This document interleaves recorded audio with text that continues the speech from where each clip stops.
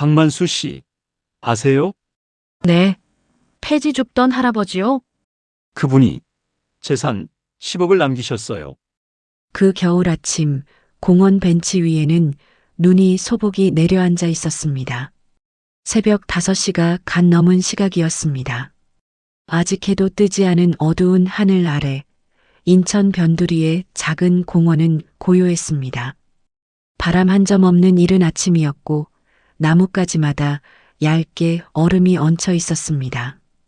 가로등 불빛이 눈 쌓인 땅 위에 주황빛 원을 그리고 있었고 그 원 안에 한 노인이 앉아 있었습니다. 아니, 앉아 있는 것이 아니었습니다. 공원 관리인 오 씨는 처음에 그냥 지나치려 했습니다. 낡은 점퍼를 입고 벤치에 웅크리고 있는 그 노인을 그는 하도 자주 봐왔기 때문입니다. 폐지를 줍고 다니다 지치면 저 벤치에서 쉬는 노인, 아무도 이름을 제대로 부르지 않는 노인, 동네 사람들이 그냥 할아버지라고 부르거나 심하면 그 노숙자라고 부르는 노인이었습니다. 그런데 오 씨는 발걸음을 멈췄습니다. 뭔가 이상했습니다. 언제나 폐지 리어카를 꼭 붙들고 있던 노인의 손이 이날 아침에는 무릎 위에 축 늘어져 있었습니다.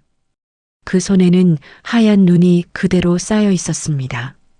오 씨는 천천히 가까이 다가갔습니다. 가슴이 두근거렸습니다. 한 발짝, 또 한 발짝. 노인의 입에서는 더 이상 하얀 입김이 나오지 않고 있었습니다. 오 씨는 그 자리에 굳어버렸습니다. 경찰이 오고 구급대가 왔습니다. 이른 아침임에도 불구하고 동네 사람 몇몇이 모여들어 수군거리기 시작했습니다. 어머, 그 폐지 줍던 할아버지 아니야? 그러게, 며칠 전에도 봤는데. 그러니까 나이 들어서 저렇게 살면 안 된다니까. 가족도 없이. 사람들은 혀를 찼습니다. 안타깝다는 듯 고개를 절레절레 흔들었지만 그 눈빛에는 진심 어린 슬픔보다는 자신과 저 노인은 다르다는 안도감 같은 것이 더 짙게 배어 있었습니다. 잠시 후 사람들은 하나둘 흩어졌습니다. 출근해야 한다고, 가게 문을 열어야 한다고, 아이들 학교를 보내야 한다고. 아무도 그 노인의 이름을 기억하지 못했습니다. 과연 이 노인에게는 무슨 일이 있었던 걸까요? 사연 시작하기 전 구독과 좋아요는 영상을 이어가는 큰 힘이 됩니다. 자, 이제 그 사연이 무엇일지 들려드리겠습니다. 감동적인 이야기 끝까지 잘 들어보세요. 박만수, 그것이 그의 이름이었습니다. 78살. 매일 새벽 5시면 일어나 시장 골목과 아파트 단지를 돌며 폐지를 주었고 낮이면 공원 벤치에 앉아 지나가는 사람들을 말없이 바라보았으며 저녁이면 시장 골목 어기 낡은 창고 한켠에서 잠자리를 폈습니다. 겨울이면 얼고 여름이면 더위에 시달렸습니다. 옷은 항상 같은 옷이었습니다. 퇴색한 감색 점퍼, 무릎이 나온 검은 바지, 낡디 낡은 운동화. 동네에서 박만수를 모르는 사람은 없었습니다. 하지만 그를 제대로 아는 사람도 없었습니다. 그때까지만 해도 아무도 몰랐습니다. 저 낡은 점퍼 안에, 저 앙상한 몸 안에 어떤 비밀이 숨어 있는지를. 인천 서구 성남동 재래시장 안쪽 골목. 이른 아침부터 시장은 조금씩 활기를 되찾고 있었습니다. 생선 장수가 좌판을 펼치고 채소 가게에서 무와 배추를 싸는 소리가 들려왔습니다. 묵은 기름 냄새와 김치 냄새가 뒤섞인 이 골목 특유의 냄새가 아침 공기에 퍼져나갔습니다. 시장 한가운데 손으로 쓴 간판이 걸린 작은 가게가 있었습니다. 지은 김밥집. 가게는 작았습니다. 안에 테이블이 4개. 주방과 홀 사이의 거리가 2발짝도 안 되는 좁고 허름한 곳이었습니다. 하지만 아침 7시가 되면 이 가게에는 의뢰 사람들이 들어찼습니다. 시장 상인들, 인근 공장 직원들, 학교 가는 아이들을 데리고 온 엄마들. 김지은은 그날도 새벽 6시부터 가게에 나와 있었습니다. 33살. 작고 가느다란 체구. 머리는 늘 단정하게 뒤로 묶고 흰 앞치마를 두르고 쉬지 않고 손을 움직였습니다. 밥을 지어 뜸을 들이고 시금치를 데치고 달걀말이를 부치고 단무지를 썰고 밥 위에 참기름을 바르고 한 줄 한 줄 정성스럽게 김밥을 쌌습니다. 혼자 하기에는 벅찬 일이었습니다. 하지만 그녀는 군말 없이 묵묵히 매일 아침 그렇게 했습니다. 지은아, 오늘 아침에 그 폐지 할아버지 돌아가셨다더라. 먼저 온 손님 중 하나 생선가게 아주머니 최 씨가 말했습니다. 그녀는 김밥 한 줄을 들며 별일 아닌 듯 말했습니다. 지은의 손이 잠깐 멈췄습니다. 언제요? 오늘 새벽이래. 공원 벤치에서 오씨 아저씨가 발견했다더라고. 지은은 아무 말도 하지 않았습니다. 그저 다시 손을 움직여 김밥을 쌌습니다. 하지만 눈이 잠깐 내려깔렸습니다. 손가락이 미세하게 떨렸습니다. 그 떨림을 그녀는 김밥 한 줄을 3개 쥐는 것으로 눌러 담았습니다. 최 씨 아주머니는 이미 다른 이야기를 하고 있었습니다. 장사가 어떻다느니, 옆 가게가 세를 올렸다느니. 지은은 고개를 끄덕이며 맞장구를 쳤습니다. 하지만 그 눈빛은 어딘가 멀리 아주 먼 곳을 보고 있었습니다. 어젯밤이 마지막이었습니다. 지은은 어젯밤에도 가게 문을 닫고 남은 김밥을 챙겼습니다. 계란말이 조각 2개, 참치 김밥 반줄, 단무지 2쪽. 작은 봉지에 담아서 시장 어귀로 걸어나갔습니다. 노인은 늘 그 자리에 있었습니다. 리어카 옆에 혹은 벤치 위에.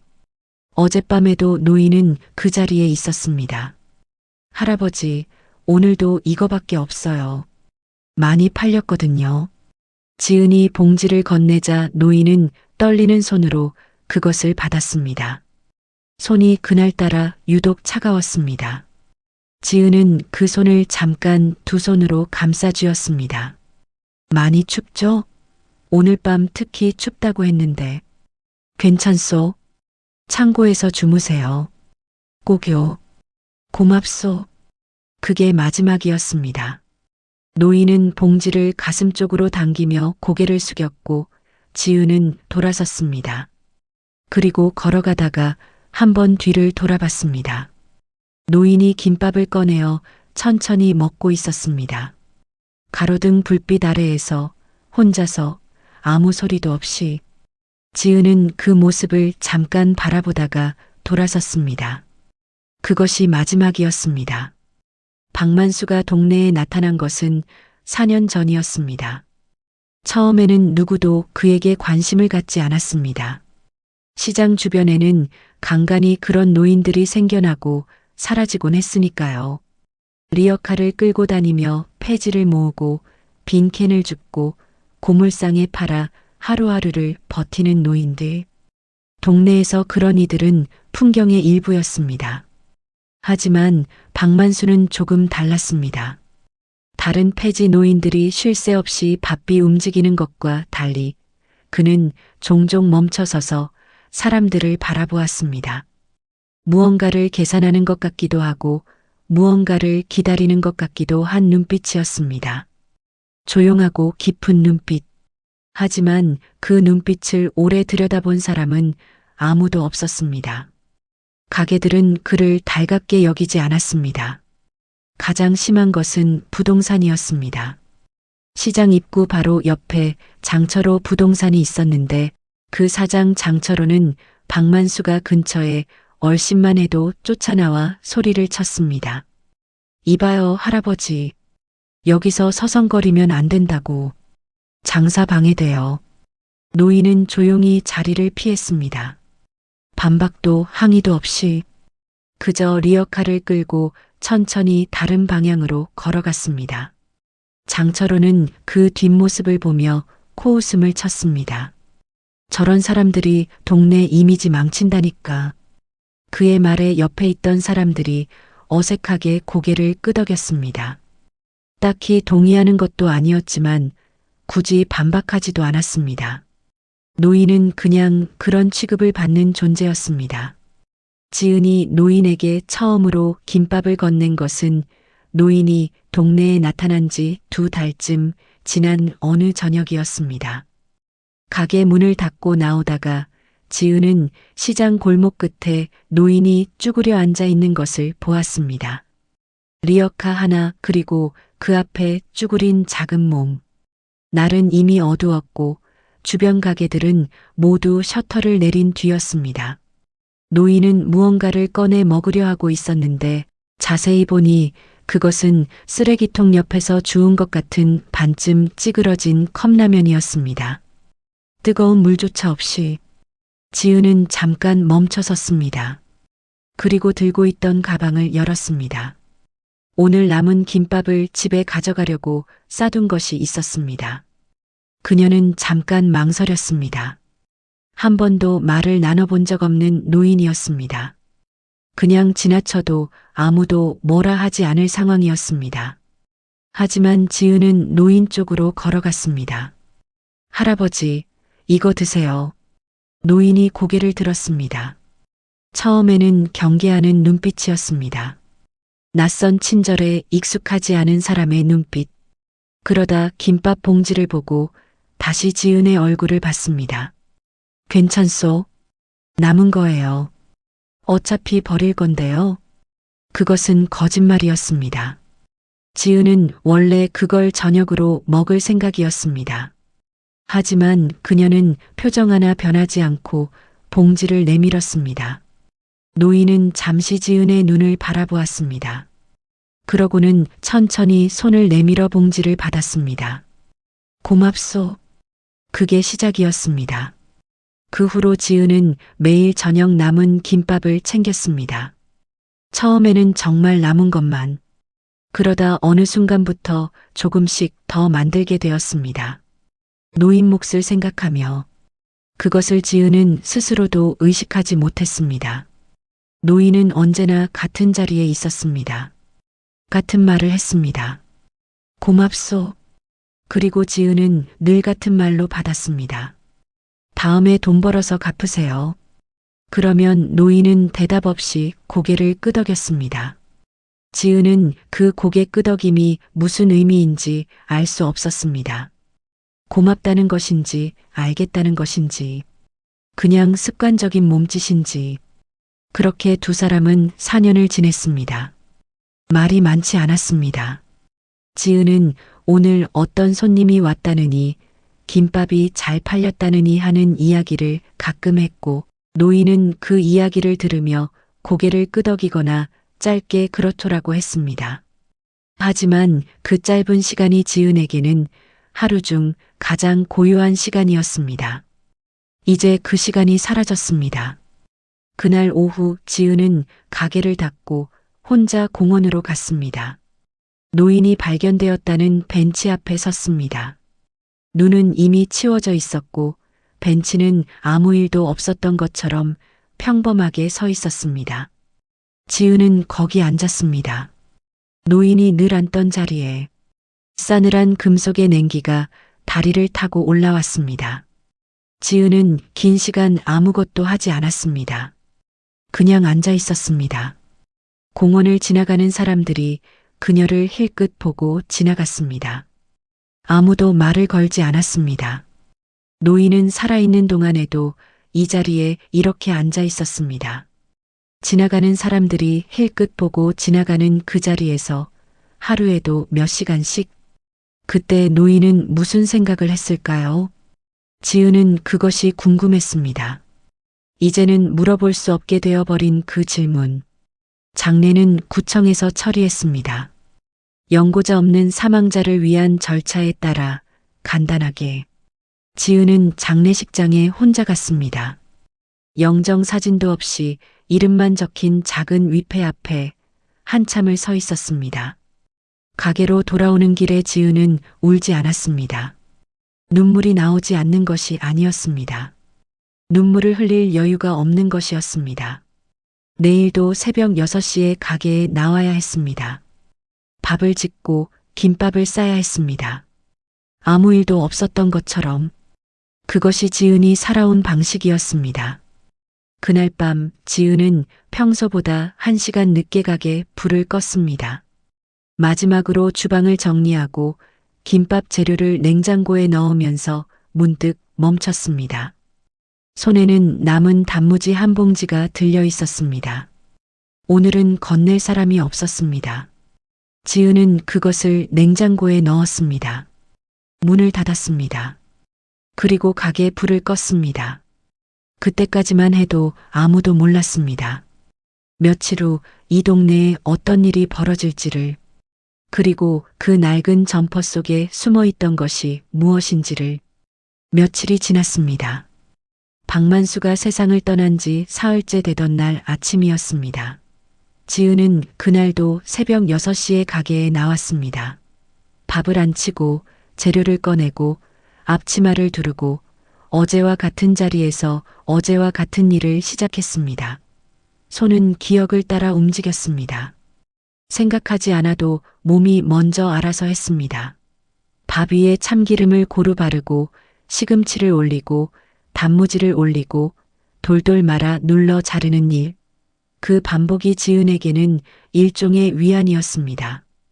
슬픔이 밀려올 때도 손을 움직이면 적어도 그 순간만큼은 다른 것을 생각할 틈이 없었습니다. 아침 장사는 여느 때와 다름없이 흘러갔습니다. 시장 상인들이 들어오고 김밥을 먹고 돈을 놓고 나갔습니다. 아이 둘을 데리고 온 젊은 엄마는 계란말이를 하나 더 달라고 했고, 공장 작업복을 입은 남자는 참치 김밥 2줄을 포장해 달라고 했습니다. 지은은 웃었습니다. 짧고 단정한 미소, 거스름돈을 건네며 안녕히 가세요를 말했습니다. 그 목소리에는 아무것도 배어나오지 않았습니다. 오전 10시가 조금 넘었을 때였습니다. 가게 문이 열렸습니다. 지은은 주방에서 다음 김밥을 준비하며 자동으로 고개를 들었습니다. 들어온 사람은 낯선 남자였습니다. 나이는 40 중반쯤으로 보였습니다. 검은 롱코트에 정장 바지, 손에는 서류 가방, 머리는 단정하게 빗겨 넘겼고 안경을 쓰고 있었습니다. 시장 골목과는 어울리지 않는 차림새였습니다. 남자는 가게 안을 한번 둘러보더니 지은 쪽으로 시선을 고정했습니다. 혹시 김지은 씨 되십니까? 지은은 손을 멈추었습니다. 네, 그런데요. 남자는 명함을 꺼내 카운터 위에 놓았습니다. 지은은 그것을 집어들었습니다. 법무법인 청림 변호사 한준호. 잠깐 시간 괜찮으시겠습니까? 드릴 말씀이 있습니다. 지은은 손에 묻은 참기름을 앞치마에 닦았습니다. 가게 안에 손님이 2명 있었습니다. 그녀는 잠시 망설이다가 고개를 끄덕였습니다. 잠깐만요. 두 손님이 나가기를 기다렸다가 지은은 남자 맞은편에 앉았습니다. 남자는 서류 가방을 열어 봉투 하나를 꺼냈습니다. 두꺼운 봉투였습니다.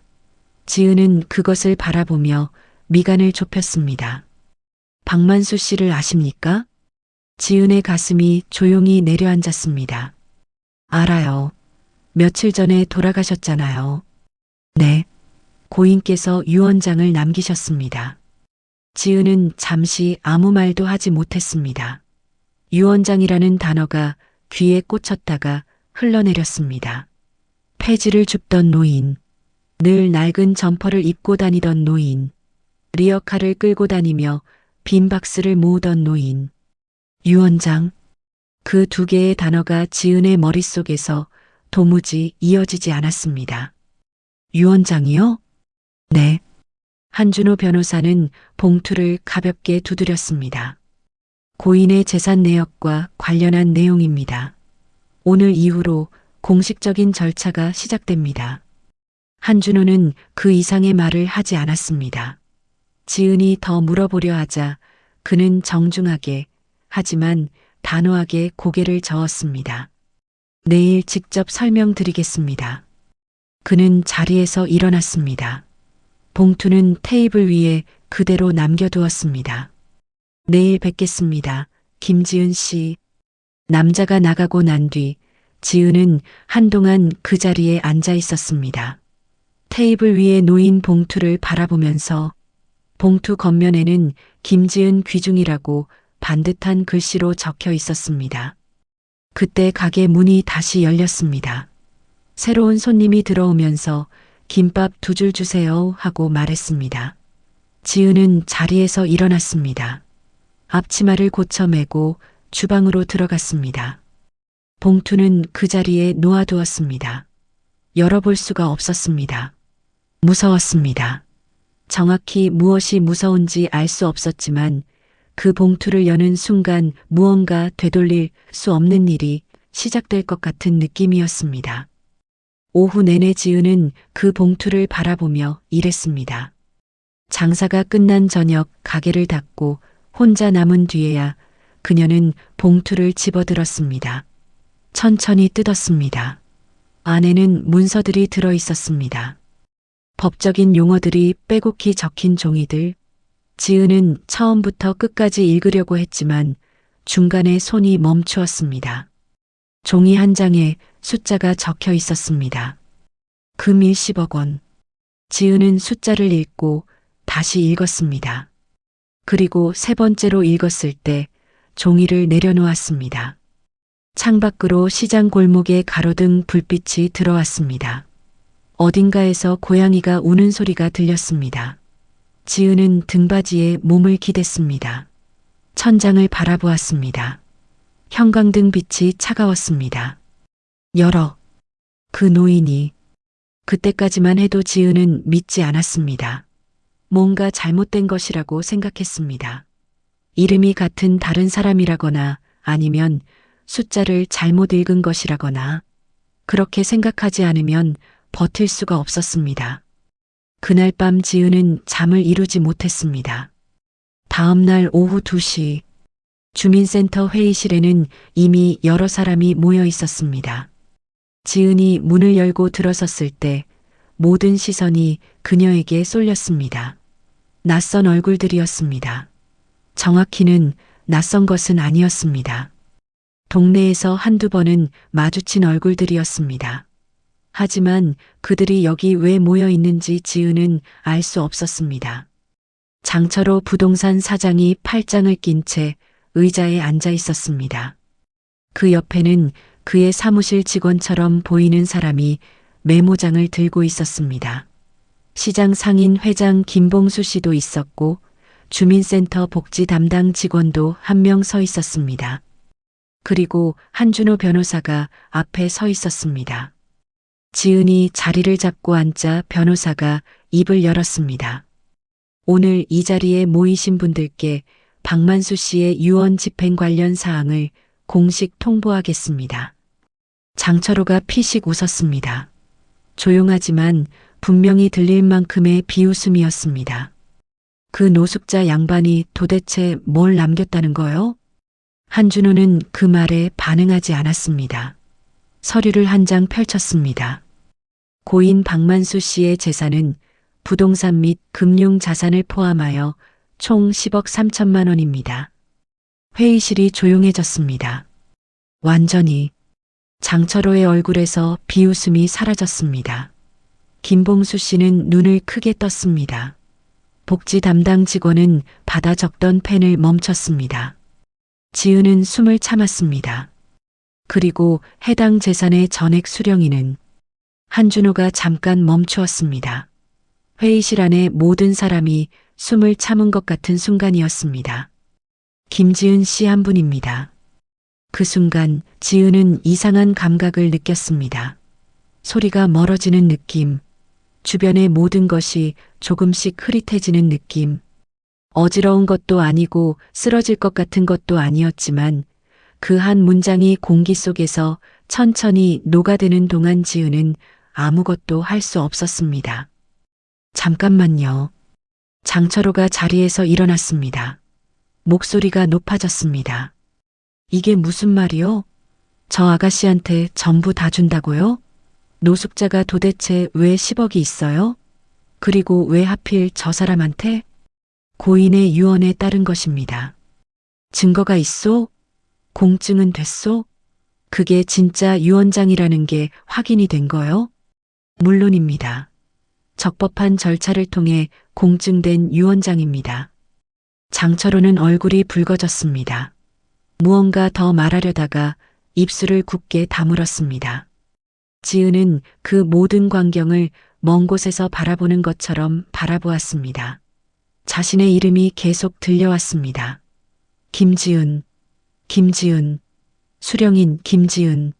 그 이름이 자신의 것인데도 낯설게 느껴졌습니다. 회의실을 나오면서 지은은 한준호에게 물었습니다. 왜 저예요? 변호사는 잠시 그녀를 바라보았습니다. 고인께서 편지를 남기셨습니다. 직접 읽으시면 아실 겁니다. 그는 봉투 하나를 더 건넸습니다. 이번에는 얇은 봉투였습니다. 겉면에는 노인의 글씨로 보이는 삐뚤빼뚤한 글씨가 쓰여 있었습니다. 지은이에게. 지은은 봉투를 쥐었습니다. 손이 떨렸습니다. 그때 뒤에서 발소리가 들렸습니다. 장철호였습니다. 저기 잠깐. 지은이 돌아보았습니다. 장철호의 얼굴에는 아까와 다른 표정이 걸려 있었습니다. 화가 아니라 무언가 계산하는 듯한 표정. 그 돈 어떻게 할 생각이요? 아직 아무 계획 없으면 나한테 좋은 투자처 하나 알려줄 수 있는데. 지은은 대답하지 않았습니다. 그냥 돌아섰습니다. 주민센터를 나서는 순간 찬바람이 얼굴에 불어왔습니다. 지은은 봉투를 가슴 앞에 꼭 쥐었습니다. 그 안에 노인의 글씨가 들어 있었습니다. 아직 뜯지 않은 봉투가. 그날 밤까지도 지은은 그 봉투를 열지 않았습니다. 동네에서 소문이 퍼지는 속도는 언제나 놀라웠습니다. 주민센터 회의가 끝난 당일 저녁, 이미 시장 골목 전체에 이야기가 퍼져 있었습니다. 폐지 줍던 노인이 10억을 남겼다. 그리고 그 돈이 전부 김밥집 아가씨한테 갔다. 이 두 가지 사실이 각색되고 과장되고 덧붙여지면서 골목을 돌아다녔습니다. 그 노인이 사실은 옛날에 큰 사업가였대요. 아니, 내가 들은 건 달라. 재벌가에서 쫓겨난 서자래. 어쨌든 김밥집 아가씨가 다 받는다며. 10억을. 왜 하필 그 아가씨야? 뭔가 있는 거 아니야? 아무리 그래도 그렇지. 마지막 말에는 미묘한 뉘앙스가 담겨 있었습니다. 뭔가 있다는 말. 그 말이 골목을 지나면서 조금씩 다른 색깔을 입었습니다. 처음에는 단순한 의문이었다가 그 다음에는 의심이 되었고 그 다음에는 어느새 확인되지 않은 비난이 되어 있었습니다. 다음 날 아침 지은이 가게 문을 열었을 때부터 분위기가 달랐습니다. 평소와 같이 들어오던 손님들이 지은을 보는 눈빛이 달라져 있었습니다. 어떤 사람은 대놓고 쳐다보았고 어떤 사람은 애써 시선을 피했습니다. 가게에 들어와 음식을 먹으면서 옆 사람에게 소곤소곤하는 사람도 있었습니다. 지은이 주방에서 나올 때마다 이야기를 뚝 끊는 것이 느껴졌습니다. 지은은 아무것도 모르는 척했습니다. 아니, 정확히는 그 모든 것을 알면서도 평소와 같이 행동했습니다. 김밥을 쌌습니다. 웃었습니다. 거스름돈을 건넸습니다. 안녕히 가세요 라고 말했습니다. 지은 씨, 진짜야? 10억이나 받는 거야? 오전 중반쯤 자주 오는 단골 손님 박씨 아주머니가 참지 못하고 직접 물었습니다. 그녀는 나쁜 마음이 아니었습니다. 그냥 궁금한 것이었습니다. 눈이 반짝이고 있었습니다. 저도 아직 잘 몰라요. 지은은 그렇게만 말했습니다. 어머, 그렇게 자주 밥을 챙겨줬으니까 그렇지. 역시 착하게 살아야 해. 복이 돌아오는 거야. 박씨 아주머니는 흐뭇한 얼굴로 고개를 끄덕였습니다. 하지만 그 말이 지은에게는 위로가 되지 않았습니다. 오히려 가슴 어딘가를 긁어내는 것 같은 느낌이었습니다. 착하게 살았으니 복이 돌아왔다. 그 말이 왠지 모르게 불편했습니다. 자신이 노인에게 김밥을 건넨 것이 보상을 기대한 행동이었던 것처럼 만들어버리는 말이었기 때문입니다. 그렇지 않았습니다. 지은은 그 사실만큼은 확실히 알고 있었습니다. 오후가 되자 불편한 손님이 왔습니다. 장철호였습니다. 그는 혼자였습니다. 평소에 이 가게를 이용한 적도 없는 사람이었습니다. 그는 카운터 앞에 서서 메뉴판을 올려다보는 척 하더니 말했습니다. 야채 김밥 하나 줘요. 지은은 말없이 주방으로 들어가 김밥을 쌌습니다. 장철호는 기다리면서 가게 안을 둘러보았습니다. 작은 테이블, 낡은 의자, 벽에 걸린 메뉴판. 그가 보기에 이 가게는 형편없었습니다. 어떻게 이런 곳에서 일하는 사람이 10억을 받게 됐는지 그는 도무지 이해할 수 없었습니다. 그리고 이해하고 싶지도 않았습니다. 지은이 포장된 김밥을 내밀었습니다. 장철호는 돈을 내면서 말했습니다. 그 유산건 말인데 법적으로 다시 따져볼 수 있어요. 그 노인이 정말 제정신으로 유언장을 쓴 건지. 지은은 거스름 돈을 내려놓았습니다. 눈을 들었습니다. 무슨 말씀이신지 모르겠어요. 치매 노인이 쓴 유언장은 효력이 없다고. 법원에 가면 얼마든지 뒤집을 수 있어. 할아버지는 치매가 아니셨어요. 그걸 어떻게 알아요? 진단서라도 있어요? 지은은 잠시 장철호를 바라보았습니다. 그의 눈빛 안에 있는 것을 읽으려 했습니다. 그 안에는 탐욕이 있었습니다. 그것이 무엇에 대한 탐욕인지 아직은 명확하지 않았지만 그 눈빛만큼은 분명했습니다. 필요하신 게 있으면 변호사분께 직접 연락하세요. 지은은 그렇게만 말하고 다시 주방으로 들어갔습니다. 장철호는 김밥을 들고 나가면서 문을 거세게 닫았습니다. 유리문이 덜컹거렸습니다. 지은은 주방 안에서 그 소리를 들으며 잠시 눈을 감았습니다. 마음이 흔들렸습니다. 10억이라는 숫자가 자꾸 머릿속에 떠올랐습니다.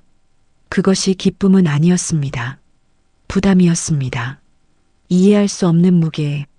왜 자신에게, 왜 저 낡고 허름한 노인이 왜. 그리고 그 봉투. 아직 열지 않은 봉투가 집 서랍 안에 있었습니다. 그날 저녁 지은은 가게를 닫고 집으로 돌아갔습니다. 그녀가 사는 곳은 시장에서 도보로 10분 거리에 있는 작은 원룸이었습니다. 보증금 500에 월세 40만 원. 창문 너머로 옆 건물벽이 바로 보이는 방이었습니다. 방에 들어와 불을 켜고 지은은 서랍을 열었습니다. 봉투가 그대로 있었습니다. 지은이에게 그 글씨를 바라보았습니다. 노인의 손으로 쓴 글씨, 삐뚤삐뚤하지만 힘 있는 글씨, 오른쪽이 약간 올라가는 버릇이 있는 글씨.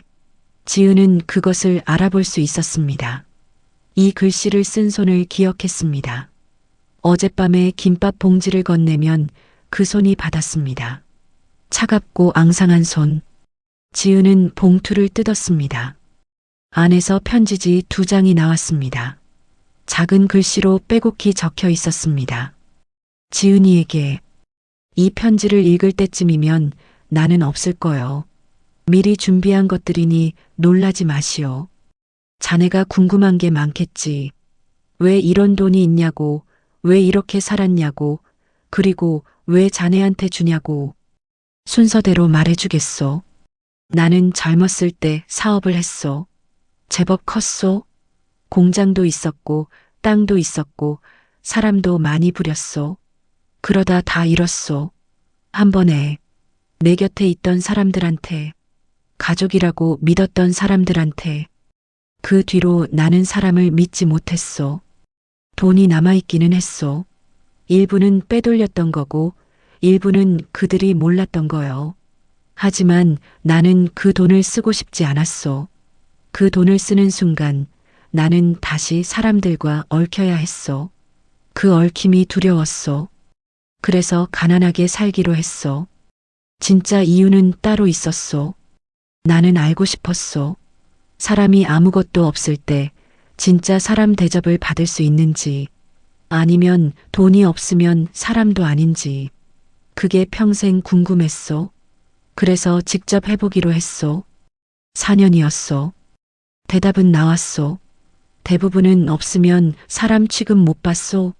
나는 개처럼 쫓겨났소. 무시당했소. 투명인간 취급을 받았소.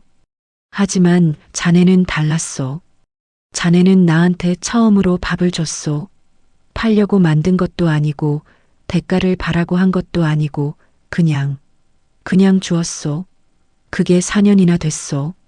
나는 오래 살지 못할 것을 알았소. 겨울이 되면서 몸이 빠르게 나빠졌소. 그래서 미리 정해뒀소. 이 돈은 자네 것이오. 다만 한 가지만 부탁하겠소. 부탁이지 강요가 아니오. 자네가 싫으면 안 해도 돼요. 이 돈으로 밥 한 끼 못 먹는 사람들이 밥을 먹을 수 있는 곳을 만들어 주시오. 이름은 자네가 정해도 되고 내 이름을 써도 돼요. 어떻게 해도 좋소. 나는 4년 동안 자네 덕분에 사람으로 살 수 있었소. 그것으로 충분하오. 박만수 드림. 지은은 편지를 다 읽고 나서 오랫동안 그것을 내려놓지 못했습니다. 눈물이 났습니다. 소리도 없이 편지지 위로 눈물이 한 방울 떨어졌습니다. 지은은 그것을 손가락으로 닦았습니다. 하지만 또 한 방울이 떨어졌습니다. 그리고 또 4년 동안 자네 덕분에 사람으로 살 수 있었소. 그 문장이 계속 눈앞에 어른거렸습니다. 지은은 손으로 얼굴을 감쌌습니다. 그 손이 떨렸습니다. 창밖에서 바람소리가 들렸습니다. 오래된 창문이 덜컹거렸습니다. 차가운 밤바람이었습니다. 지은은 울었습니다. 오래 소리 없이. 그 울음 안에는 슬픔만 있는 것이 아니었습니다. 미안함이 있었습니다. 그 노인이 그 무게를 혼자 지고 살았다는 것에 대한 미안함. 조금 더 따뜻하게 해줄 수 있었는데, 이름이라도 불러줄 수 있었는데, 어디에 사시냐고, 많이 힘드시냐고 물어볼 수 있었는데, 그러지 못했다는 것에 대한 미안함. 그리고 그 안에는 이상하게도 아주 작은 따뜻함도 있었습니다. 소문이 가라앉기는커녕 시간이 지날수록 더 커졌습니다. 사흘 뒤에는 동네 이웃 밴드에 누군가 글을 올렸습니다. 폐지 할아버지 유산 받은 분 김밥집 사장님이라던데요. 진짜인가요? 댓글이 30개 넘게 달렸습니다. 반은 놀랍다는 것이었고 반은 의심하는 것이었습니다. 어떻게 그렇게 빨리 친해졌대요? 치매 노인한테서 받은 거 아닌가요? 그 할아버지 원래 가족 있다고 들었는데요. 가족들이 그냥 있을까요? 그 마지막 댓글을 지은은 밤새 들여다보았습니다. 가족. 그 단어가 마음에 걸렸습니다. 편지에는 가족에게 배신당했다고 적혀 있었습니다. 하지만 그 가족이 누군지 어디 있는지는 적혀 있지 않았습니다. 지은은 한준호 변호사에게 문자를 보냈습니다. 할아버지 가족이 있나요? 다음 날 아침 답이 왔습니다. 있습니다. 곧 연락이 올 겁니다. 그 짧은 답이 지은에게는 불안한 예감으로 다가왔습니다. 예감은 틀리지 않았습니다. 그 다음 날 오전 가게에 낯선 두 사람이 들어왔습니다. 남자와 여자였습니다. 남자는 50대 초반으로 보였습니다. 등이 구부정하게 굽어 있었고 눈빛이 어딘가 불안해 보였습니다. 여자는 40대 후반쯤 되어 보였고 화장이 진했습니다. 두 사람 다 옷차림은 그럭저럭 괜찮았지만 뭔가 급하게 차려입은 것 같은 느낌이었습니다. 남자가 말했습니다. 김지은 씨요? 지은은 고개를 끄덕였습니다. 저는 박준혁이라고 합니다. 박만수 씨 아들이에요. 가게 안이 잠깐 조용해졌습니다. 손님 두 명이 젓가락질을 멈추고 그쪽을 바라봤습니다. 지은은 앞치마에 손을 닦으며 그들 앞에 섰습니다. 박준혁? 노인의 아들. 그가 왜 여기 있는지는 물어보지 않아도 알 수 있었습니다. 잠깐 나오실 수 있어요? 말씀 좀 드릴 게 있어서요. 지은은 주방을 한번 돌아보았습니다. 다행히 지금은 손님이 많지 않았습니다. 잠깐만요. 지은은 가게 직원 역할을 해주는 옆가게 딸 수진이에게 잠깐 봐달라고 부탁하고 밖으로 나왔습니다. 세 사람은 가게 앞 골목에 섰습니다. 좁은 골목이었습니다. 지나가는 사람들이 흘끗 쳐다보았습니다. 박준혁이 말을 시작했습니다. 솔직하게 말씀드릴게요. 저희가 법적으로 대응할 생각입니다. 여자, 그의 아내로 보이는 사람이 덧붙였습니다. 아버님이 치매 기운이 있으셨어요. 그 상태에서 쓴 유언장은 법적 효력이 없어요. 전문가한테 확인했어요. 지은은 두 사람의 얼굴을 번갈아 바라보았습니다. 아들, 박만수의 아들. 편지에 가족에게 배신당했다고 썼던 그 가족 중에 한 사람일 수도 있는 그가 지금 여기 서 있었습니다. 지은은 조용히 물었습니다. 마지막으로 아버지를 뵌 게 언제예요? 박준혁의 얼굴이 굳었습니다. 그건 지금 관계없는 얘기예요. 장례식에 오셨어요? 그때는 연락을 못 받아서 4년이에요. 지은의 목소리는 여전히 조용했습니다. 높아지지 않았습니다. 하지만 그 안에 무언가가 담겨 있었습니다. 박준혁은 그 시선에서 눈을 피했습니다. 4년 동안 할아버지가 이 동네에 계셨어요. 저 알고 계셨어요? 몰랐어요. 찾으셨어요? 박준혁은 대답하지 않았습니다. 그의 아내가 끼어들었습니다. 감정적으로 접근하시는 거 이해해요. 하지만 이건 법의 문제예요. 불법으로 취득한 재산은 돌려줘야 해요. 불법이 아니에요. 그게 판사가 결정할 일이잖아요. 지은은 잠시 침묵했습니다. 변호사분께 연락하세요. 저는 드릴 말씀이 없어요. 그녀는 가게 안으로 들어갔습니다. 등 뒤로 박준혁 아내의 목소리가 따라왔습니다. 법원에서 봐요. 문이 닫혔습니다. 지은은 주방 안으로 들어가 싱크대 앞에 섰습니다. 수돗물을 틀었습니다. 손을 씻는 척하면서 잠시 그 물이 흘러내리는 것을 바라보았습니다. 손이 차가웠습니다. 마음도 차가웠습니다. 노인의 아들이 있었습니다. 그것도 몰랐습니다. 4년 동안 아버지가 공원 벤치에서 살고 있는 동안 그 아들은 어디서 어떻게 살고 있었던 걸까요? 편지에는 배신당했다고 했습니다. 구체적인 내용은 없었습니다. 사업, 가족, 그리고 모든 것을 잃음. 그게 전부였습니다. 지은은 수돗물을 잠갔습니다. 그때까지만 해도 지은은 몰랐습니다. 박준혁이 왜 그토록 조급하게 움직이는지를, 그리고 이 일이 생각보다 훨씬 복잡한 과거와 얽혀 있다는 것을.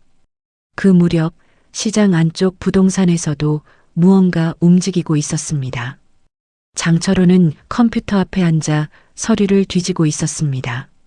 그의 눈은 날카롭게 빛났습니다. 박만수?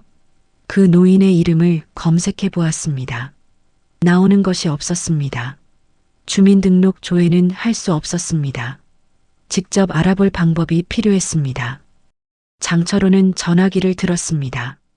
그가 아는 사람 중에 법원 등기 열람 업무를 하는 사람이 있었습니다. 빠르게 번호를 눌렀습니다. 나야 나. 박만수라는 사람 부동산 소유 내역 좀 뽑아줄 수 있어? 돈은 줄게. 통화를 마치고 장철호는 창밖을 바라보았습니다. 시장 골목이 내다보였습니다. 저 끝에 지은의 김밥 가게가 있었습니다. 작고 낡은 가게. 10억이라는 돈이 그 가게 아주머니한테 간다는 것이 장철호는 도무지 납득이 되지 않았습니다. 그는 그 돈의 일부라도 자신에게 올 수 있는 방법을 생각했습니다. 아직 아무것도 확인된 것은 없었습니다. 하지만 그는 포기하지 않을 생각이었습니다. 그때까지만 해도 장철호는 몰랐습니다. 박만수라는 노인이 왜 이 동네를 선택해서 살았는지를, 그리고 그 이유 안에 자신이 어떻게 연결되어 있는지를. 한준호 변호사 사무실은 인천 시내 중심가에 있었습니다. 지은은 박준영 남매를 만난 다음 날 그 사무실을 찾아갔습니다. 혼자였습니다. 이런 일에 누구를 데려가야 할지도 몰랐거니와 데려갈 사람도 마땅히 없었습니다. 한준호는 지은을 넓은 소파에 앉히고 커피를 내왔습니다. 박준혁 씨 측에서 연락이 왔습니다. 알아요. 직접 찾아왔어요. 법적 대응을 하겠다고 하던가요? 네. 한준호는 잠시 커피를 마셨습니다. 유 원장은 이미 공증이 완료됐고 고인의 의사 능력에 대한 의료 기록도 확보돼 있습니다. 준혁 씨 측의 주장은 법적으로 매우 약한 상태입니다. 그래도 소송을 하면요? 시간이 걸립니다. 빠르면 1년, 길면 2년 정도. 지은은 커피잔을 바라보았습니다. 1년, 2년. 그 시간 동안 이 일이 매달릴 것이라는 뜻이었습니다. 할아버지에 대해서 더 알고 싶어요. 한준호가 잠시 그녀를 바라보았습니다. 제가 알고 있는 것이 많지는 않습니다. 다만 고인이 남긴 자료들이 있습니다. 그는 서랍에서 두꺼운 파일을 꺼냈습니다. 이것은 고인께서 돌아가시기 전에 직접 저에게 맡기신 겁니다. 지은 씨에게 전달해 달라고 하셨습니다. 파일을 건네받은 지은은 그것을 무릎 위에 올려놓았습니다. 언제 맡기셨어요? 2달 전입니다. 2달 전. 노인은 2달 전에 이미 알고 있었던 것입니다. 자신에게 남은 시간이 많지 않다는 것을. 그래서 미리 준비했습니다. 모든 것을.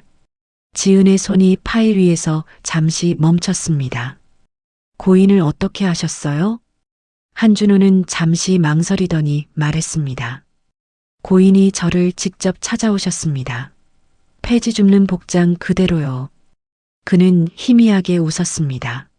오래된 기억을 꺼내는 사람의 표정이었습니다. 처음에는 저도 당황했습니다. 그런데 말씀을 나눠보니 대단하신 분이었어요. 알고 계신 것도 많고 사람을 보는 눈이 남달랐습니다. 나중에 서류를 보고 나서야 왜 그런 분이 그렇게 사셨는지 조금 이해가 됐습니다. 지은은 고개를 끄덕였습니다. 고인이 지은 씨 이야기를 가끔 하셨어요. 저 얘기를요? 네. 동네에 좋은 사람이 한 명 있다고. 그게 전부였습니다. 이름도 처음에는 안 알려주셨어요. 나중에야 말씀하셨죠. 지은은 아무 말도 하지 못했습니다. 사무실을 나와 지은은 파일을 가슴에 안고 걸었습니다. 가을바람이 불었습니다. 인천의 하늘은 낮고 회색이었습니다. 파일 안에는 노인의 과거가 들어있을 것이었습니다. 사업 서류들, 등기부 등본들, 그리고 무언가 더. 지은은 그것을 집에 돌아가서 천천히 읽을 생각이었습니다. 그런데 버스를 기다리는 동안 파일 맨 앞에 꽂혀 있던 종이 한 장이 눈에 들어왔습니다. 다른 서류들과는 다른 손으로 쓴 메모였습니다. 지은이 그것을 읽는 동안 얼굴이 천천히 굳어갔습니다. 메모에는 짧게 적혀 있었습니다. 장철호를 조심하시오. 그는 내가 이 동네에 온 이유와 관계가 있어. 버스가 왔습니다. 지은은 그 메모를 다시 읽었습니다. 그리고 파일을 닫았습니다. 머릿속에서 무언가 연결되려 하고 있었습니다. 아직 완전히 이어지지는 않았지만 시장으로 돌아오는 길에 지은은 부동산 앞을 지나쳤습니다. 유리 너머로 장철호가 전화를 하며 서류를 펼쳐놓고 있는 것이 보였습니다. 그가 웃었습니다. 전화기 너머의 누군가에게 고개를 끄덕이며 무언가 확인하는 듯한 모습이었습니다. 지은은 걸음을 멈추지 않았습니다. 그냥 지나쳤습니다. 하지만 속으로는 생각했습니다. 노인은 왜 장철호를 경고했을까? 장철호와 무슨 관계가 있는 걸까? 그리고 왜 하필 이 동네에? 그 물음들이 꼬리를 물었습니다. 그날 밤 지은은 파일을 펼쳤습니다. 첫 번째 서류는 등기부 등본이었습니다. 지은은 그것을 들여다보다가 눈을 가늘게 좁혔습니다. 주소가 눈에 들어왔습니다. 지은이 살고 있는 동네, 시장 골목 주변, 그 일대에 있는 땅과 건물들, 예전 소유자 이름에 박만수가 적혀 있었습니다. 그리고 현재 소유자 이름 칸에는 장철호. 지은은 그 서류를 3번 읽었습니다. 박만수에서 장철호로 넘어간 부동산 등기. 날짜는 12년 전이었습니다. 그리고 그 다음 장을 넘기자 또 다른 등기가 나왔습니다. 같은 날짜, 같은 방식으로 넘어간 다른 토지들. 3건, 4건, 5건. 시장 골목 일대의 상당 부분이 원래 박만수의 것이었습니다. 지은은 파일을 내려놓고 잠시 멍하니 앉아 있었습니다. 창밖으로 바람소리가 들렸습니다. 그러니까 노인은 처음부터 이 동네와 무관한 사람이 아니었습니다. 이 동네의 땅이 원래 그의 것이었습니다. 그 땅이 장철호에게 넘어갔습니다. 그리고 노인은 그 동네에 돌아와서 폐지를 주우며 살았습니다. 왜? 서류 뒷부분에는 오래된 신문기사 스크랩이 몇 장 끼워져 있었습니다. 지은은 그것을 하나씩 들여다보았습니다. 주만수건설 부도, 대표 박만수 잠적. 기사는 13년 전 것이었습니다. 꽤 큰 건설 회사였던 것 같았습니다. 기사에는 협력 업체들이 줄줄이 피해를 입었다는 내용과 함께 박만수 대표가 회사 자금을 빼돌린 의혹이 있다는 내용도 담겨 있었습니다. 하지만 그 다음 기사는 달랐습니다. 만수건설 실제 부도 원인은 내부 자금 횡령, 관련자 수사. 이 기사는 2년 뒤의 것이었습니다. 내용을 보니 횡령을 한 것은 박만수가 아니었습니다. 당시 재무이사로 있던 인물과 그 아들인 전무이사가 수년에 걸쳐 회사 자금을 빼돌렸다는 것이었습니다. 지은은 기사 하단을 읽었습니다. 재무이사 이름 이재구, 전무이사 이름 이종훈. 그 이름들이 지은에게는 낯선 이름이었습니다. 하지만 다음 장의 서류를 넘기는 순간 지은은 숨을 들이켰습니다. 또 다른 등기부 등본이었습니다. 현재 소유자 장철호, 이전 소유자 이종훈. 그리고 이종훈의 아래에 있는 연결 서류를 보니 이종훈은 장철호의 이름으로 된 회사의 전신 회사 대표였습니다. 선이 연결되기 시작했습니다. 만수건설을 망하게 한 것은 이재구와 이종훈이었습니다. 그 과정에서 박만수의 땅과 자산이 헐값에 넘어갔습니다. 그 자산 일부가 이종훈을 거쳐 장철호에게 들어갔습니다. 장철호가 그것을 알고 있는지 모르고 있는지는 알 수 없었습니다. 하지만 노인은 알고 있었습니다. 모든 것을. 그래서 이 동네로 왔습니다. 자신의 땅이 있던 곳으로, 자신의 것이었던 것들이 있는 곳으로. 그리고 폐지를 주우며 살았습니다. 지은은 파일을 닫았습니다. 손이 미세하게 떨렸습니다. 머릿속이 복잡했습니다. 노인의 행동이 이해가 되면서도 동시에 너무나 가슴이 아팠습니다.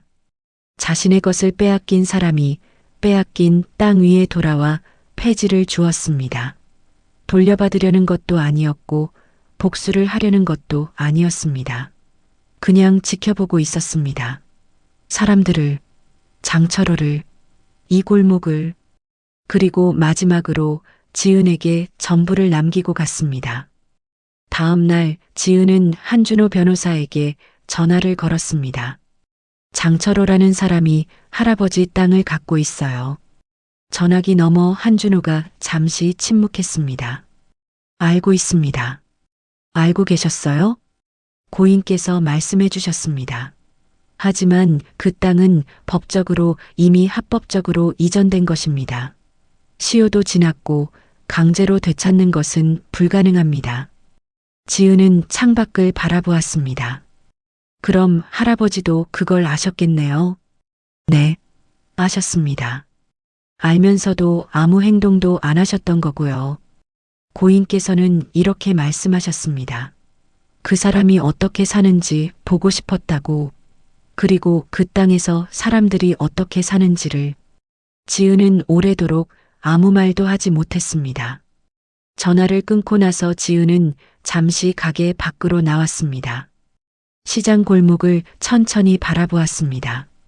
이 골목, 좌판들, 생선가게, 채소가게, 만두가게, 그리고 그녀의 김밥가게, 수십 년 된 오래된 골목. 이 땅의 일부가 한때 노인의 것이었다는 사실을 알고 있는 사람은 이 골목에 아무도 없었습니다. 그리고 그 땅에서 노인은 폐지를 주우며 살았습니다. 지은은 가게 안으로 다시 들어갔습니다. 그때 입구 쪽에서 인기척이 났습니다. 고개를 드니 모르는 여자가 서 있었습니다. 50대 초반쯤 되어 보이는 눈이 깊고 얼굴에 피로감이 가득한 여자였습니다. 저, 혹시 여기가 지은 씨 가게예요? 네. 여자는 잠시 지은을 바라보더니 말했습니다. 저는 박수정이라고 해요. 박만수 씨 딸이에요. 지은은 그 자리에 굳었습니다. 아들에 이어 딸이 찾아왔습니다. 여자의 눈빛은 박준혁과 달랐습니다. 날카롭거나 계산적이지 않았습니다. 오히려 눈물이 고여 있었습니다. 저 아버지한테 드릴 말씀이 있어서요. 그녀는 잠깐 멈추었습니다. 아니, 이미 늦었네요. 드릴 말씀이 있었는데. 그 목소리가 떨렸습니다. 지은은 여자를 안으로 들였습니다. 박수정은 커피를 받아 두 손으로 감쌌습니다. 마시지는 않았습니다. 그냥 온기를 느끼는 것만 같았습니다. 가게 안에는 두 사람뿐이었습니다. 점심 장사가 끝나고 조용한 오후였습니다. 오빠가 왔죠? 네. 소송 이야기했죠? 네. 박수정은 고개를 천천히 끄덕였습니다.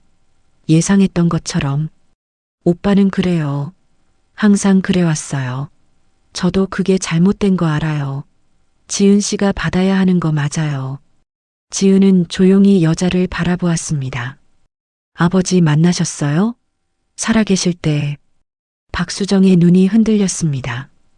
딱 한 번이요. 3년 전에. 우연히. 그녀는 커피잔을 내려놓았습니다. 시장 근처에서 폐지 리어카를 끌고 계신 걸 봤어요. 처음엔 몰라봤어요. 너무 달라지셨으니까. 근데 걷는 방식이 아버지 같아서 따라갔어요. 그리고 얼굴을 봤을 때 알았어요. 지은은 숨을 참았습니다. 말 걸었어요? 네. 아버지하고 불렀어요. 그랬더니요? 박수정의 눈에서 눈물이 흘렀습니다.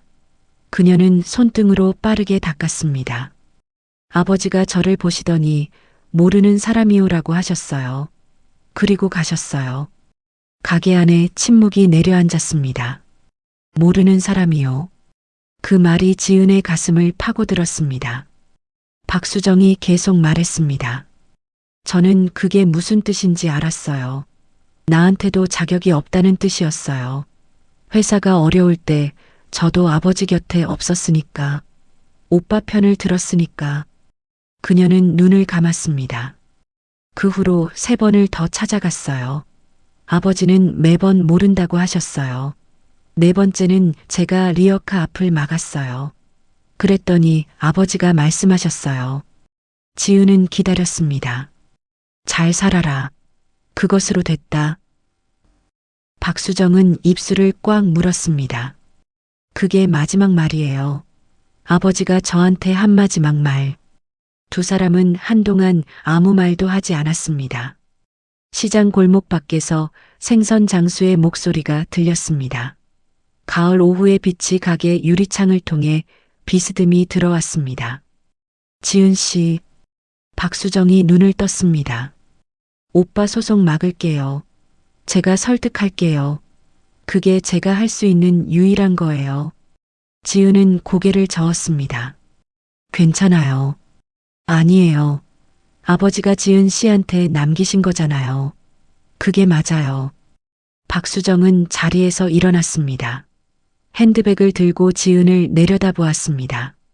아버지가 왜 여기서 사셨는지 이제 알 것 같아요. 이 동네가 아버지한테 무슨 곳인지. 그녀는 말을 이었습니다. 아버지는 이 동네에 빚이 있다고 생각하셨던 것 같아요. 회사가 망하면서 이 동네 사람들도 피해를 봤거든요. 물론 아버지 잘못이 아니었지만 그래도 책임감을 느끼셨던 것 같아요. 지은은 그 말을 마음속에 담았습니다. 그래서 여기로 오셨구나. 네. 그리고 여기서 마지막을 보내셨어요. 박수정이 나갔습니다. 지은은 빈 커피잔을 바라보았습니다. 박만수, 그 노인. 이제야 조금씩 그 사람의 윤곽이 보이기 시작했습니다. 회사를 잃은 사람, 가족에게 외면당한 사람, 자신의 땅이 남의 손에 넘어간 것을 알면서도 복수하지 않은 사람, 대신 가난하게 살면서 사람들을 지켜본 사람. 그 사람의 눈에 지은이 들어왔습니다. 지은은 눈을 감았습니다. 그 눈 안에 눈물이 맺혔습니다. 그날 저녁 장철호에게 전화가 왔습니다. 그가 부탁해뒀던 사람이었습니다. 등기 조회를 해줬던 사람. 형, 박만수 씨 관련해서 이상한 게 있어. 장철호는 전화기를 바짝 당겼습니다. 뭔데? 박만수 씨 이름으로 12년 전에 체결된 계약서가 있는데 그게 공증이 돼 있어. 내용이 좀 특이해. 어떻게? 박만수 씨가 당시 토지를 양도한 계약서인데 계약서 하단에 단서 조항이 있어. 본 계약은 법적 강제 하에 이루어진 것이며 향후 진실이 밝혀질 시 원상 복구를 청구할 권리를 보유한다고. 장철호는 말이 없었습니다. 형, 이게 소송 들어오면 복잡해질 수 있어. 강박에 의한 계약은 취소가 될 수도 있거든. 전화를 끊고 장철호는 오랫동안 앉아 있었습니다. 그의 얼굴에서 색이 빠졌습니다. 그때까지만 해도 장철호는 자신이 어떤 땅 위에 서 있는지 몰랐습니다. 그리고 그 사실이 곧 드러나게 될 것이라는 것도. 소송이 시작된 것은 그로부터 4주 후였습니다. 예상했던 대로 박준혁이 유류분 청구 소송을 제기했습니다. 유류분이란 상속인이 법적으로 최소한 받을 수 있는 유산의 몫을 주장하는 것이었습니다. 그것은 전혀 근거 없는 소송은 아니었습니다. 자녀는 법적으로 일정 비율의 유산을 청구할 권리가 있었습니다. 지은은 한준호를 통해 그 사실을 통보받았습니다. 가게에서 김밥을 싸다가 전화를 받은 지은은 잠시 하던 일을 멈추었다가 다시 손을 움직였습니다. 한준호는 처리할 테니 걱정 말라고 했습니다. 지은은 알겠다고만 했습니다. 하지만 그 후로 며칠 동안 지은의 얼굴에서 무언가가 조금씩 빠져나갔습니다. 피곤함이었습니다.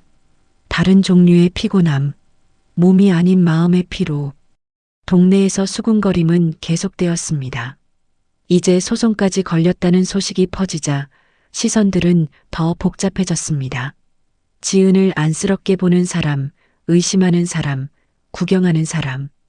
그 모든 시선들 속에서 지은은 매일 가게를 열고 김밥을 쌌습니다.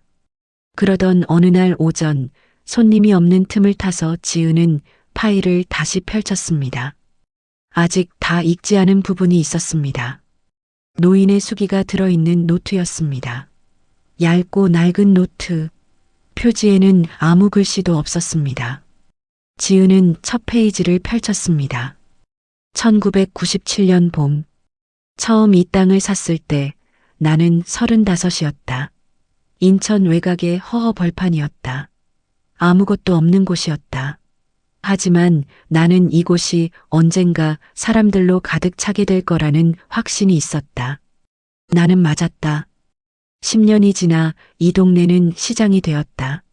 사람들이 모여들었다. 가게들이 생겼다. 아이들이 뛰어놀았다. 그것을 보면서 나는 기뻤다. 내 땅에 내 사람들이 사는 것이. 2009년 가을, 재무이사 이재구가 찾아왔다. 서류를 들고 왔다. 당시 우리 회사는 몇 가지 공사 대금을 못 받고 있어서 자금 사정이 좋지 않았다. 그는 말했다. 이 땅을 담보로 넣으면 당장에 급한 불을 끌 수 있다. 잠깐만이다. 나는 믿었다. 믿지 말았어야 했는데. 2010년 초 회사가 부도났다. 나중에 알았다. 이재구와 그의 아들 이종훈이 수년 동안 회사 자금을 빼돌렸다는 것을. 그것도 모자라 내 이름으로 계약서를 꾸며 이 동네 땅을 헐값에 팔아넘겼다는 것을. 경찰에 고소했다. 수사가 시작됐다. 하지만 이재구는 이미 재산을 숨겨두었다. 이종훈은 해외로 나갔다. 땅은 이미 여러 사람 손을 거쳐 멀리 가 있었다. 법은 느렸고 나는 지쳤다. 2년을 싸우다가 포기했다. 지은은 노트를 읽으며 손이 점점 떨렸습니다. 다음 페이지에는 사람 이름들이 빼곡히 적혀 있었습니다. 이재구, 이종훈, 그리고 그 아래로 여러 이름들. 그 중에서 지은의 눈이 한 이름에 멈췄습니다. 장철호. 그 옆에 노인의 글씨로 짧게 적혀 있었습니다. 이종훈 처남. 땅 받은 사람. 알고 한 것인지는 모르겠다. 알고 한 것인지는 모르겠다. 그 한 줄이 지은의 가슴에 박혔습니다. 노인은 단정 짓지 않았습니다. 장철호가 아기를 갖고 그 땅을 받았는지 아니면 처남에게 받은 것이 그런 사연이 있는 줄 몰랐는지 그것을 노인은 끝까지 모르겠다고 했습니다. 그러면서도 조심하라고 경고했습니다. 지은은 노트를 덮었습니다. 이 모든 것이 노인의 내면에 있었습니다. 자신의 것을 잃은 기억, 배신당한 기억, 싸우다가 포기한 기억. 그 기억을 안고 이 동네로 돌아와 아무것도 없는 척 살았습니다. 그런데 장철호는 그 사실을 알고 있었을까요? 그 의문에 대한 답은 예상치 못한 방식으로 왔습니다. 그날 저녁 늦게 장철호가 가게로 찾아왔습니다. 가게는 이미 문을 닫을 준비 중이었습니다. 지은이 혼자 청소를 하고 있었을 때 문을 두드리는 소리가 났습니다. 문을 열자 장철호가 서 있었습니다. 낮에 보던 기세가 없었습니다. 얼굴이 창백했습니다. 눈 아래 다크서클이 진했습니다. 무언가 며칠 동안 잠을 못 잔 것 같은 얼굴이었습니다. 잠깐만 들어가도 되겠소? 지은은 잠시 그를 바라보다가 비켜섰습니다. 장철호는 의자에 앉았습니다. 그의 손이 테이블 위에서 서로를 쥐고 있었습니다. 나는 몰랐소. 그 말이 먼저 나왔습니다. 지은은 아무 말 없이 맞은편에 앉았습니다. 처남한테 땅을 받을 때 사연이 있는 줄 몰랐소. 처남이 그냥 회사 정리하면서 나눠주는 거라고 했소. 나는 싸게 받은 거 알았지만 그게 그런 땅인 줄은 몰랐소. 지은은 그의 얼굴을 바라보았습니다. 거짓말인지 진실인지 알 수 없었습니다. 며칠 전에 문서를 확인했소. 계약서 단서 조항. 그것 보고 알았소. 그 노인이 강박에 의해 계약한 것이었다는 것을. 장철호는 손으로 얼굴을 감쌌습니다. 그 노인이 이 동네에서 폐지를 줍고 살았던 이유가 나 때문이요? 지은은 천천히 말했습니다. 할아버지는 당신이 알고 한 것인지 모르겠다고 하셨어요. 나는 몰랐소. 그 말이 진실인지는 모르겠어요. 하지만 할아버지는 그 판단을 하지 않으셨어요. 장철호는 한동안 말이 없었습니다. 나는 어떻게 해야 하오? 지은은 대답하지 않았습니다. 그것은 자신이 답할 수 있는 질문이 아니었습니다. 장철호가 스스로 찾아야 하는 답이었습니다. 그가 가게를 나간 후 지은은 오래도록 그 자리에 앉아 있었습니다. 노인이 보고 싶었습니다. 물어보고 싶은 것이 너무 많았습니다. 당신은 알고 있었습니까? 장철호가 처남한테 받은 것이라는 것을. 그 사람이 모른다고 생각하면서도 왜 조심하라고 했습니까? 당신은 끝내 그 사람을 용서하셨습니까? 아니면 판단 자체를 놓아버리신 겁니까? 대답해 줄 사람은 없었습니다. 소송이 시작된 지 한 달이 지난 어느 날이었습니다. 박수정이 예고 없이 가게로 왔습니다. 이번에는 눈물이 없었습니다. 대신 얼굴이 단단해져 있었습니다. 오빠 설득했어요. 지은이 고개를 들었습니다. 소송 취하하기로 했어요. 변호사한테 연락할 거예요. 지은은 잠시 그녀를 바라보았습니다. 어떻게 설득하셨어요? 박수정은 잠깐 입술을 깨물었습니다. 아버지 노트를 보여줬어요. 어디서요? 한준호 변호사님한테 부탁해서 제가 읽어도 되냐고 물었더니 지은 씨가 허락한다면 된다고 하더라고요. 지은은 고개를 끄덕였습니다. 오빠도 읽었어요. 아버지가 처음 땅을 샀을 때부터의 이야기를, 어떻게 모든 걸 잃었는지, 그리고 그 후로 어떻게 살았는지를. 박수정의 목소리가 흔들렸습니다. 오빠가 울었어요. 오랫동안. 지은은 아무 말도 하지 않았습니다. 아버지가 회사 망한 후에 집에도 못 오셨잖아요. 오빠는 그때 아버지가 도망간 거라고 생각했대요. 겁쟁이라고, 가족을 버린 거라고. 근데 노트를 읽고 나서야 알았대요. 아버지가 얼마나 오래 싸우셨는지를, 그리고 왜 포기하셨는지를. 지은은 눈을 감았습니다. 오빠가 저한테 그러더라고요. 아버지한테 미안하다고, 살아계실 때 찾지 못했다고. 두 사람은 한동안 말없이 앉아 있었습니다. 밖에서 시장 골목의 소리가 들려왔습니다. 사람들의 목소리, 카트 끄는 소리, 어딘가에서 라디오 음악 소리. 감사해요, 수정 씨. 박수정이 자리에서 일어났습니다. 아버지를 마지막까지 사람으로 봐줘서 감사해요. 그게 아버지한테 얼마나 소중한 것이었는지 노트를 읽고 나서야 알았어요. 그녀가 나갔습니다. 지은은 가게 창문을 통해 그 뒷모습을 바라보았습니다. 박수정은 골목 끝에서 한번 돌아보았습니다. 그리고 손을 들었습니다. 가볍게 작게 인사였습니다. 지은도 손을 들었습니다. 소송이 취하된 것은 이틀 후였습니다. 한준호에게서 문자가 왔습니다. 박준혁 씨 측에서 소취하서 제출했습니다. 이제 공식적으로 지은 씨 명의로 이전 절차를 진행할 수 있습니다. 지은은 그 문자를 한참 바라보다가 내려놓았습니다. 그날 오후 지은은 가게를 직원에게 맡기고 공원으로 갔습니다. 노인이 마지막으로 발견된 벤치. 이제 겨울이 시작되어 공원에는 사람이 별로 없었습니다.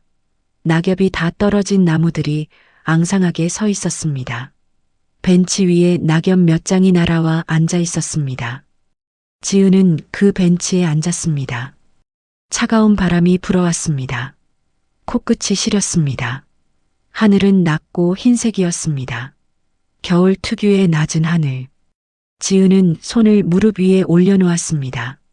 눈을 감았습니다. 노인이 이 자리에 앉아 있었습니다. 매일, 수년 동안 리어카를 옆에 세워두고 지나가는 사람들을 바라보면서 무슨 생각을 했을까요? 무엇을 보았을까요? 지은은 그것이 이제 조금 알 것 같았습니다. 노인은 삶을 보고 있었습니다.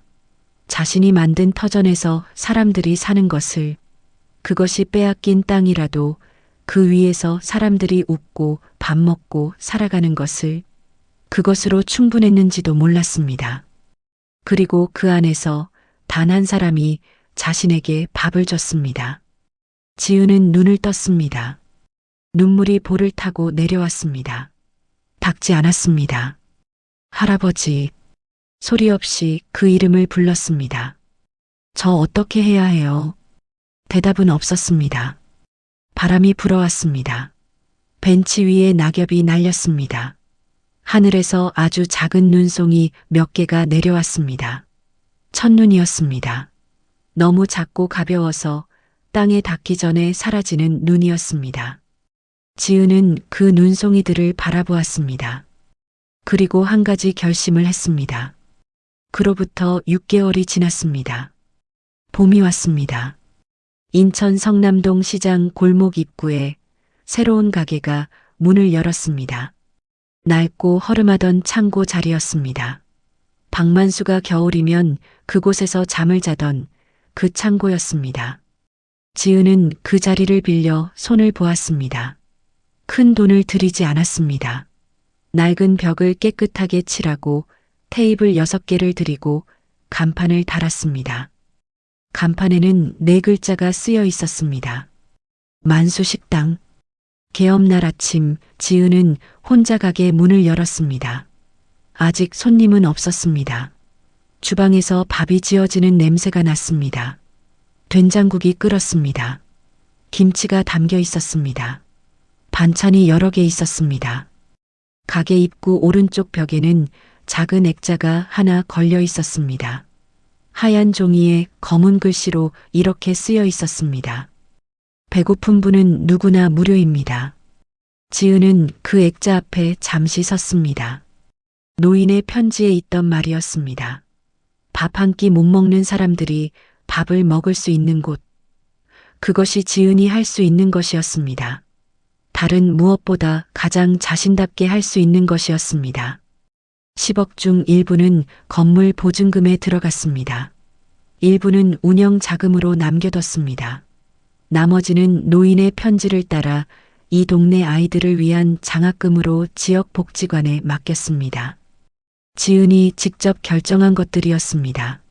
한준호에게 물어봤을 때 그는 말했습니다. 고인이 원하시는 것을 지은 씨가 판단하시면 됩니다. 그것이 정답이었습니다.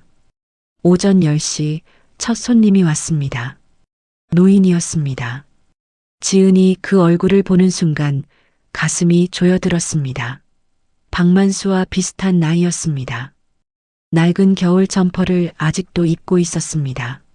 봄인데도 리어카는 없었지만 손에 비닐봉투를 들고 있었습니다. 빈 캔들이 들어있는 것 같았습니다. 노인은 가게 앞에서 잠시 머뭇거렸습니다. 글씨를 보는 것 같았습니다. 배고픈 분은 누구나 무료입니다.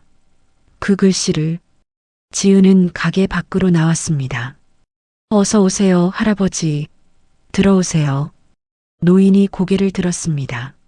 경계하는 눈빛, 어디선가 본 것 같은 눈빛이었습니다. 진짜요? 그냥 먹어도 돼요? 네. 그냥 들어오시면 돼요. 노인은 잠시 지은을 바라보다가 안으로 들어왔습니다. 지은이 자리를 안내했습니다. 노인은 조심스럽게 앉았습니다. 비닐봉투를 발 아래 내려놓고 두 손을 무릎 위에 올렸습니다. 지은은 주방으로 들어가 밥상을 차렸습니다. 밥 한 공기, 된장국, 김치, 계란말이, 시금치나물. 쟁반을 들고 나와 노인 앞에 놓았습니다. 노인이 밥상을 내려다보았습니다. 오랫동안. 그러다 수저를 집어들었습니다. 한 숟가락 뜨는 순간 노인의 눈이 조금 흔들렸습니다. 지은은 카운터 안으로 들어가 뒤를 돌아서 있었습니다. 보지 않으려고. 노인이 편하게 먹을 수 있도록. 그때 시장 골목에서 사람들이 보이기 시작했습니다. 가게 앞을 지나가다 간판을 보고 멈추는 사람들. 들어와서 글씨를 읽는 사람들. 처음에는 의아한 듯 고개를 갸웃거리다가 이내 가게 안으로 들어오는 사람들. 시장 청소부 아저씨, 일자리를 잃은 중년 남자, 교복을 입은 고등학생 2명. 그들이 하나둘 들어와 자리를 잡았습니다. 지은은 밥을 짓고 국을 끓이고 반찬을 담았습니다. 손이 바쁘게 움직였습니다. 땀이 났습니다. 그 사이 첫 번째로 온 노인이 다 먹고 자리에서 일어났습니다. 감사합니다. 지은이 고개를 돌렸습니다. 고맙소. 그 말이 지은의 귀에 들어왔습니다. 고맙소. 노인의 목소리가 아니었지만 그 두 글자가 지은의 가슴에 떨어지는 순간 4년 전 겨울이 떠올랐습니다. 가로등 아래 김밥 봉지를 받아들던 손, 차갑고 앙상한 손, 그리고 그 손의 주인이 했던 말. 고맙소. 지은은 고개를 끄덕였습니다. 목이 메었습니다. 드세요, 자주. 노인이 나갔습니다. 가게 안에는 밥 먹는 사람들의 소리가 가득했습니다. 숟가락 소리, 젓가락 소리, 국 떠먹는 소리, 아주 조용한 웅얼거림들. 지은은 주방 안에서 그 소리를 들었습니다. 그리고 이상하게도 울음이 나왔습니다. 소리 없이 다음 국을 끓이면서 배추를 썰면서 손을 멈추지 않으면서 왜 우는지 스스로도 몰랐습니다. 아니, 알고 있었습니다. 이것이 맞다는 느낌, 이것이 노인이 원했던 것이라는 느낌, 그리고 이것이 자신이 해야 하는 일이라는 느낌. 그 모든 감정이 한꺼번에 눈물이 되어 나왔습니다. 그날 점심 무렵 예상치 못한 사람이 왔습니다. 장철호였습니다. 그는 가게 입구에서 잠시 서 있었습니다. 가게 안을 들여다보다가 오른쪽 벽의 액자를 읽었습니다. 그 글씨를 오래 보았습니다. 지은이 눈이 마주쳤습니다. 장철호는 잠시 망설이다가 안으로 들어왔습니다. 자리를 잡고 앉았습니다. 지은은 밥상을 차려 그 앞에 놓았습니다. 장철호는 아무 말도 하지 않았습니다. 지은도 하지 않았습니다. 그는 밥을 먹었습니다. 다 먹고 나서 그가 봉투 하나를 꺼내 테이블 위에 놓았습니다. 이게 뭔가요? 이 가게 건물 등기 서류요. 지은은 봉투를 바라보았습니다. 처남한테 받은 땅 중에 이 창고 자리가 포함돼 있었소. 알고 보니 그게 그 노인 땅이었소. 내가 돌려줄 수는 없어요.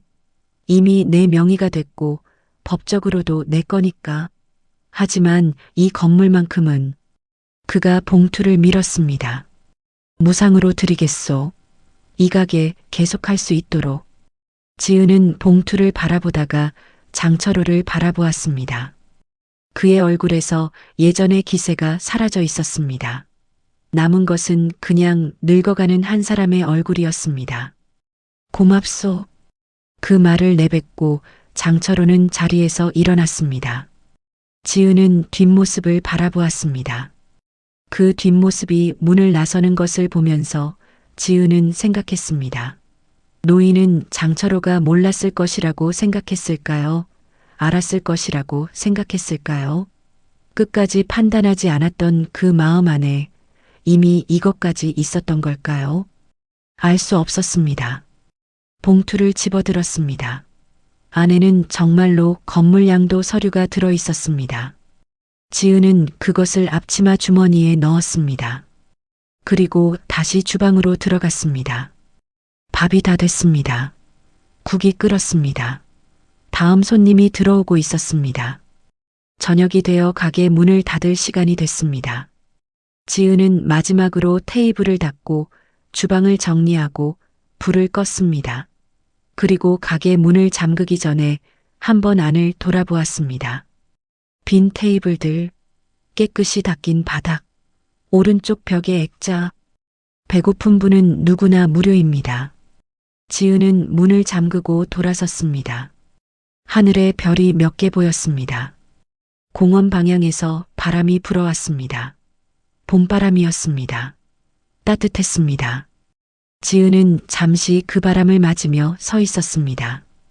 어딘가에서 노인이 이것을 보고 있다면 어떤 표정을 지을까? 그것이 궁금했습니다.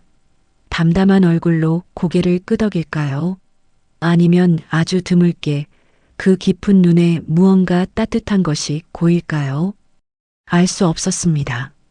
하지만 지은은 그것이 괜찮았습니다. 사람은 모든 것을 알 수 없었습니다. 타인의 마음도, 지나간 시간도, 이미 떠난 사람의 마지막 생각도. 하지만 그 모름 속에서도 할 수 있는 것이 있었습니다. 밥을 짓는 것, 배고픈 사람에게 밥을 내미는 것. 그것이 지은이 아는 가장 오래된, 가장 확실한 친절이었습니다. 지은은 걸음을 옮겼습니다. 시장 골목을 지나면서 불 꺼진 가게들을 바라보았습니다. 내일이면 다시 열릴 가게들, 다시 사람들이 오갈 골목. 박만수가 수십 년 전에 땅을 사서 만들기 시작한 그 골목. 지은은 멈추지 않고 걸었습니다. 공원 앞을 지날 때 벤치 위에 잠깐 시선이 머물렀습니다. 비어 있었습니다. 물론이었습니다. 하지만 지은은 그 벤치가 비어 있다고 느끼지 않았습니다. 어떤 사람이 4년 동안 그곳에 앉아 있었습니다. 그 시간이 그 벤치 안에 스며 있었습니다. 그 눈빛이, 그 기다림이, 그 고요가 거기 남아 있었습니다. 지은은 고개를 숙였습니다. 짧게, 인사처럼, 그리고 걸어갔습니다. 봄바람이 그 뒤를 따라 불었습니다. 골목 끝에서 어딘가 고양이 한 마리가 울었습니다. 가로등 불빛이 길을 밝혔습니다. 만수 식당은 내일도 열릴 것이었습니다. 모레도, 그 다음 날도, 배고픈 사람이 있는 한